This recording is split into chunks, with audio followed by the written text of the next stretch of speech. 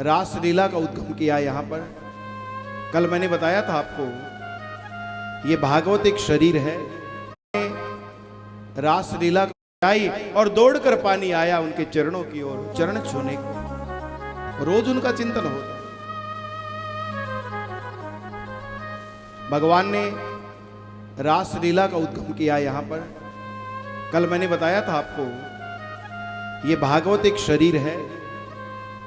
शरीर में 10वां स्कंद भगवान का हृदय है और 5 अध्याय जो है, रास पंचाध्याय, ये भगवान के प्राण हैं, जिसमें मुख्य गोपी गीत है। इसी रासलीला का हम प्रारंभ कर रहे हैं। शरद पूर्णिमा की रात्रि आएगी, हम तुम्हारे साथ रास रचाएंगे, भगवान ने कहा था। आज वही शरद पूर्णिमा की रात्रि आई।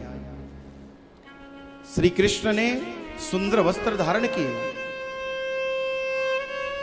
मोर पंखा पहना, करदनी पहनी, बाजूबंद पहना, मानो कामदेव का ही रूप बनाया भगवान ने। और सुंदर वस्त्र अलंकार धारण करके श्री कृष्ण यमुना के तट पर आते हैं और गोपियों को बुला रहे हैं मानो बंसी के द्वारा। भगवान पिता रात्रि शरदोत्फुल्ल मल्लिका विच्छयरन्तुं मनश्चक्रे योगमायामुपाश्रिता। सभी ध्यान से सुनना। जैसे ही मुरली का निनाद भगवान ने किया, ब्रज में गोपियां हैं लाखों, श्री कृष्ण है अकेले, स्वयं बजा रहे हैं, स्वयं ही पुकार रहे हैं। और ध्यान देना, मुरली की धुन के अंदर गोपियों को अपना अपना नाम सुनाई दे रहा है। हर गोपी को अपना नाम सुनाई दे रहा है। ऐसा दिन आए महाराज, श्री कृष्ण बंसी बजाए और उसमें हमारा भी नाम सुने, ऐसी गोपी हम बने।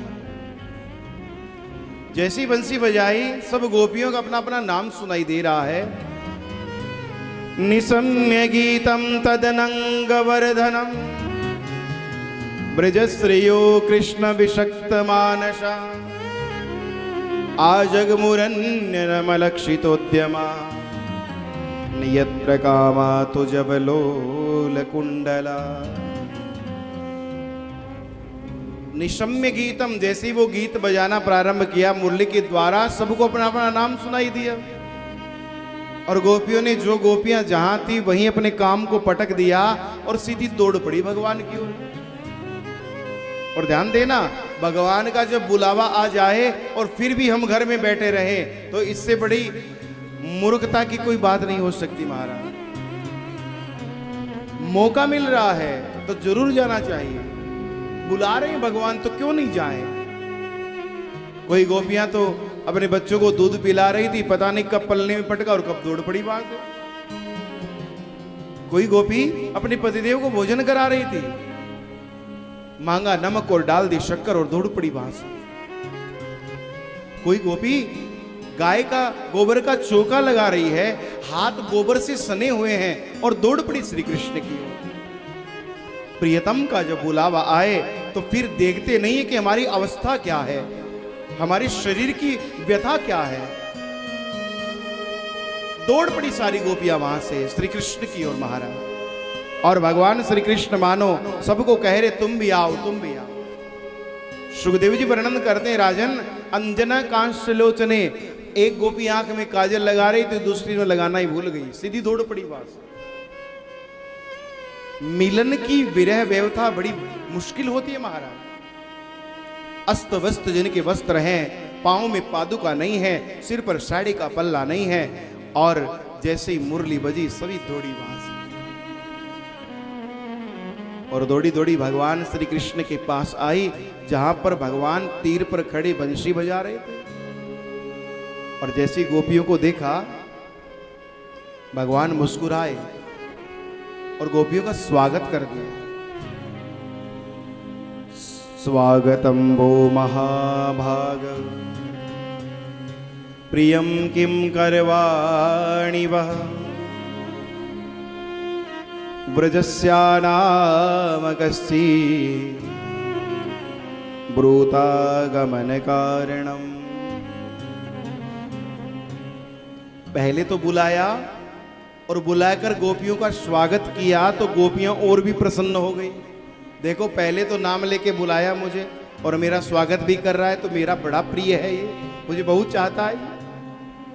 और लेकिन भगवान ने स्वागत करते करते गोपियों से कहा ब्रूतागमन कारणम, आ गई हो, तुम्हारा स्वागत है, बहुत अच्छी हो तुम, लेकिन आने का कारण क्या है, क्यों आई हो बताओ। अब गोपियां क्या जवाब दे। गोपी मनी मन कह रही है कर लो बात, पहले तो नाम लेके बुलाया हमें, अभी पूछ रहा है क्यों आई हो बताओ, तुम्हें तो बुलाया हमें। भगवान क्यों पूछ रहे हैं ऐसा।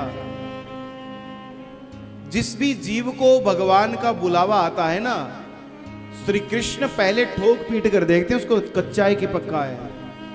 हाँ, संसार की कामना, संसार की वासना लेकर अगर मेरे पास आया है ना, तो कोई फायदा नहीं आने का, चला जा वापस। अरे बड़ा मुश्किल है इस सफर पे निकलना महाराज, ये तलवार की धार है।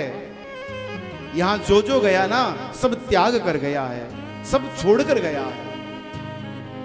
त्याग के बगैर श्री कृष्ण नहीं है। और हमारी व्यथा क्या है, हम साधारण सी बातें नहीं छोड़ सकते, तो महाराज कैसे त्याग करेंगे हम।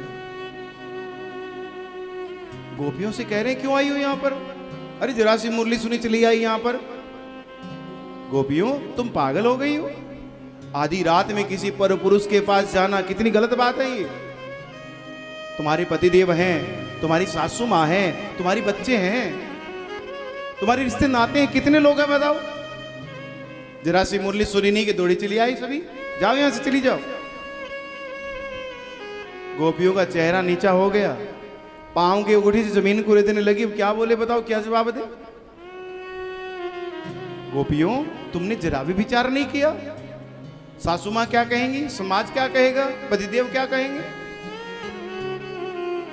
भगवान ने तो उदाहरण भी दिए महाराज कि पति चाहे कैसा भी हो, अंध मूक बधिर कैसा भी क्यों ना हो, अगर पति देव है और उसका नारी अगर परित्याग करती है, रोरव नरक कल्प शत पर ही, रोरव नरक में वास मिलता है।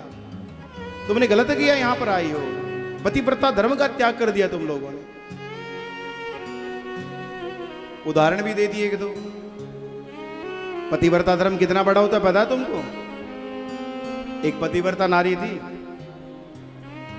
पतिदेव लकड़हारे थे, लकड़ियां काटते थे, अग्निहोत्र ब्राह्मण थे, हवन कुंड में अग्नि जलती रहती थी आंगन के अंदर हर्ष में। एक दिन पतिदेव गोद में सर रखकर सो गए, पत्नी देख रही है कि उनका एक बच्चा घुटने के बल जा रहा है हवन कुंड की ओर। अब रोकूंगी तो मेरे पतिदेव उड़ जाएंगे, मेरा धर्म टूट जाएगा, और नहीं रोकूंगी तो मेरा बच्चा जल जाएगा। लेकिन आंखें बंद कर ली महाराज, गिरे तो गिरे लेकिन पतिव्रता धर्म पर आंच ना आए, और बच्चा देखते देखते हवन कुंड में गिर गया। 1 घंटा के बाद पतिदेव की आंखें खुली, दौड़ी दौड़ी गई और जाकर देखा तो बच्चा हवन कुंड की लपटों में खिल रहा था, किलोल कर रहा था। हवन ने उसको गर्म तक नहीं किया, अग्नि ने, जलाना तो दूर की बात। ऐसा होता पतिव्रता धर्म। और तुमने तो जरा सी मुरली सुनी और त्याग दिया धर्म को, संकोच नहीं आया तुमको। अब गोपियां क्या जवाब दे, नीची गर्दन है, चुपचाप बैठी है। इति विप्रियमा कर्ण गोप्यो गोविंद भाषित विखन्ना भग्न संकल्प हरिचिंत नमवा कुरु। गोपियों ने हिम्मत बढ़ाई और हिम्मत बढ़ाकर भगवान से बोली, प्रभु इति भी प्रिय मां करना, किसी को प्रिय बनाकर और अचानक ही उसको अप्रिय कर दिया जाए, कितने दुख की बात है बताओ। कोई आपसे कहता है कि मैं आपके बिना जी नहीं सकता, आपके बिना मेरे प्राण निकल जाएंगे, आपके बिना ये हो जाएगा, और अचानक वो आपसे कह दी कि तेरा मेरा कोई रिश्ता नहीं है। कितने बड़े दुख की बात है ये। इति विप्रिय माकर्ण गोप्यो गोविंद भासित, तुमने तो एक पल में मुझे अप्रिय कर दिया कृष्ण। विकन्ना भग्न संकल्प, बल्कि तुम्हारा संकल्प क्या है कि जो जीव मेरी शरण में आ जाए ना, मैं उसका परित्याग नहीं करता, ये मेरा वचन है, भगवान कहते हैं। और कन्हैया तू देख तो सही, हमने क्या क्या त्याग नहीं किया तुम्हारे लिए। बच्चों को छोड़ा, परिवार को छोड़ा, समाज को छोड़ा, और आते ही तुमने कह दिया जाओ तुम यहां से। कितना सरल बोलती है गोविंद। कहां जाए हम, किसके पास जाए हम? ये तो गलत है कन्हैया। तुम्हारा नाम है अच्युत, भगवान किसे बोलते हैं? अच्युत बोलते हैं। अच्युत किसे बोलते हैं? जो अपने वचन से मुकरे ना कभी, जो वचन दे दिया वो पूर्ण हो गया, वही अच्युत होता है। कहीं नहीं जाएंगे केशव। आप कह रहे हैं पतिव्रता धर्म होता है, बच्चे हैं, सासू मां है। अरे कन्हैया वो तो शरीर के संबंध है ना, और हकीकत मानो सज्जनों ये शरीर के संबंध है। मैंने बताया ना, एक रात घर में नहीं रखने वाले हैं। ये शरीर वाले संबंध ऐसे ही होते हैं। जो कहते हैं कि तुम्हारे बिना मेरा मन नहीं लगता, तुम्हारे बिना हम जी नहीं सकते, महाराज एक रात शव के पास अकेला नहीं रहेगा, भूत बन जाएगा, प्रेत बन जाएगा। इसलिए कहा है जिसे तुम चाहते हो ना,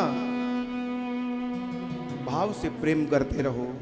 जिसे तुम चाहते हो उसकी सेवा खूब करो महाराज, खूब उससे प्रेम करो, खूब उससे लगाव करो। क्या पता कौन सा क्षण हमारा आखिरी होगा। अरे फिल्मों में रीटेक होता है, एक सीन बिगड़ गया दोबारा हो जाएगा, दोबारा हो गया तिबारा हो जाएगा, लेकिन जीवन में मृत्यु रीटेक नहीं करती है।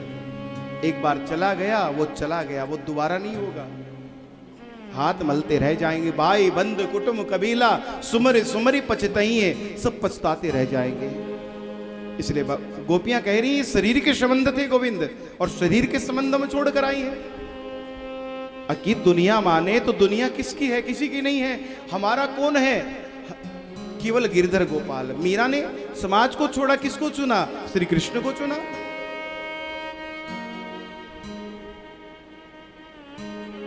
जलाकर लोग आ जाते हैं महाराज शमशान में, अकेला पड़ा रहता है, लेकिन भगवान शंकर कहते हैं बेटा मैं हूं तेरे पास, चिंता ना।